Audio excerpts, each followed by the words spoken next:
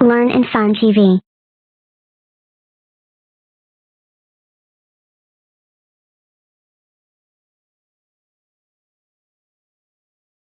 Hello, guys. Today we will learn how to make game on Scratch.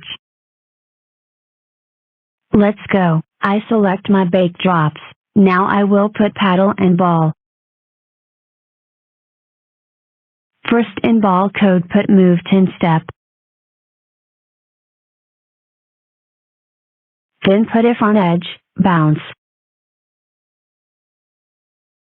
After that we can put forever dot out of them.